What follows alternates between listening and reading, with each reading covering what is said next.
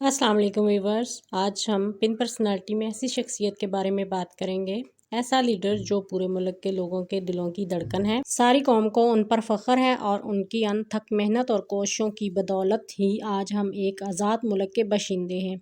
جی ہاں، ہم بات کر رہے ہیں اپنے پیارے قائد کی۔ قائد اعظم محمد علی جناح 25 دسمبر 1876 کو کراچی میں پیدا ہوئے۔ قائد اعظم کے والد پوجا جناح تھے جو کہ ایک تاجر تھے۔ ان کی شادی مٹھی بائی سے ہوئی۔ قائد اعظم محمد علی جناح 3 بھائی اور 4 بہنیں تھیں۔ نمبر 1 محمد علی جناح، نمبر 2 احمد علی جناح، نمبر 3 بندے علی جناح۔ بہنوں کے نام یہ ہیں: نمبر 1 رحمت بائی، نمبر 2 مریم بھائی، نمبر 3 فاطمہ جناح، نمبر 4 شیریں بھائی۔ محمد علی جناح اپنے 7 بہن بھائیوں میں سب سے بڑے تھے اور بچپن سے ہی ذہین تھے۔ قائد اعظم نے ابتدائی تعلیم اپنے شہر کراچی سے ہی حاصل کی اور 15 سال کی عمر میں ہی میٹرک کا امتحان فرسٹ ڈویژن میں پاس کیا۔ قائد اعظم محمد علی جناح اعلیٰ تعلیم کے لیے لندن جانا چاہتے تھے کہ ان کی والدہ نے اصرار کیا کہ محمد علی جناح کی شادی کی جائے، چونکہ ایسا ہی کیا گیا اور محمد علی جناح کی کزن ایمی بائی کی شادی آپ سے 1852 میں ہوئی۔ شادی کے بعد محمد علی جناح اعلیٰ تعلیم کے لیے لندن چلے گئے اور آپ کے جانے کے کچھ عرصہ بعد ایمی بائی بیمار رہنے لگیں اور پھر کچھ دنوں کے بعد 1893 میں وفات پا گئیں۔ یہ شادی بامشکل 1 سال ہی چل سکی۔ 1895 میں لندن سے لاء کی ڈگری حاصل کی اور ڈگری حاصل کرنے کے بعد محمد علی جناح کی سیاست میں دلچسپی بڑھنے لگی۔ جب لندن سے ڈگری حاصل کر کے واپس کراچی آئے تو 3 سال تک ناکامیوں کا سامنا کرنا پڑا۔ کوئی بھی کیس آپ کے پاس نہ آتا مگر محمد علی جناح دل برداشتہ نہ ہوئے۔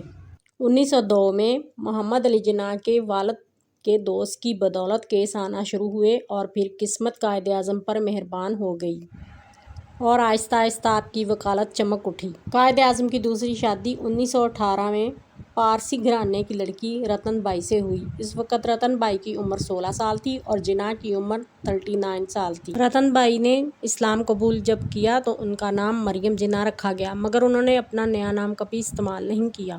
دینا جناح محمد علی جناح کی اکلوتی اولاد تھی۔ 15 اگست 1919 میں پیدا ہوئیں۔ قائد اعظم کی مصروفیت کے باعث اپنی بیوی اور بیٹی کو وقت نہیں دے پاتے تھے۔ محمد علی جناح اپنی بیٹی کو بہت پیار کرتے تھے۔ 1929 میں رتن بائی کا بیماری کی وجہ سے انتقال ہو گیا اور ان کی بیٹی دینا جناح کی پرورش کی ذمہ داری اپنی بہن فاطمہ جناح کو دے دی گئی۔ محمد علی جناح اس دور میں پہلے خاموشی سے برصغیر کے مسلمانوں کے حال کا جائزہ لیتے رہے۔ قائد اعظم نے جب دیکھا کہ برصغیر کے مسلمان اور ہندو انگریزوں کے غلام ہیں تو انہیں بہت دکھ ہوا۔ انہوں نے مسلمانوں کی آزادی کے لیے کام کرنا شروع کر دیا۔ بالآخر 1930 میں کانفرنس میں قائد اعظم نے شرکت حاصل کی۔ اس کانفرنس میں علامہ اقبال بھی موجود تھے اور وہاں علامہ اقبال نے خطبہ الہ آباد کے نام سے تقریر کی۔ 1935 میں انتخابات ہونے تھے۔ قائد اعظم نے تمام مسلمانوں کو متحدہ کیا اور جگہ جگہ تحریک چلائی اور ایک الگ وطن کے لیے مطالبہ کیا۔ آخر کار قائد اعظم کی محنت اور دن رات کی کوشش رنگ لائی اور 14 اگست 1947 کو پاکستان کا قیام ہوا۔ قائد اعظم کو پاکستان کا پہلا گورنر جنرل بنایا گیا اور گورنر جنرل ہونے کی حیثیت سے قائد اعظم صرف 1 روپیہ ماہانہ تنخواہ لیتے تھے۔ قائد اعظم نے ملک کی ترقی کے لیے دن رات کوششیں کی اور اپنی صحت کا خیال نہ رکھا جس کی وجہ سے صحت خراب رہنے لگی اور آپ بہت زیادہ بیمار ہو گئے۔ جب قائد اعظم محمد علی جناح نے ڈاکٹری معائنہ کروایا تو پتہ چلا کہ ٹی بی کی بیماری آخری سٹیج پر ہے اور پھیپھڑے بیماری کی وجہ سے بہت زیادہ متاثر ہو چکے ہیں۔ ڈاکٹروں نے کہا کہ انہیں کسی پہاڑی مقام پر جانا چاہیے۔ قائد اعظم کوئٹہ کے قریب واقع شہر زیارت چلے گئے اور اپنی زندگی کے آخری ایام وہیں گزارے۔ پھر ایک دن اچانک ان کی طبیعت بگڑ گئی اور ایمبولینس میں ان کو ہاسپٹل لے جایا جا رہا تھا کہ ایمبولینس رستے میں خراب ہو گئی اور ہسپتال جانے سے پہلے ہی قائد اعظم کا انتقال ہو گیا۔ قائد اعظم محمد علی جناح نے 11 ستمبر 1948 کو وفات پائی۔ ان کا مزار کراچی میں ہے۔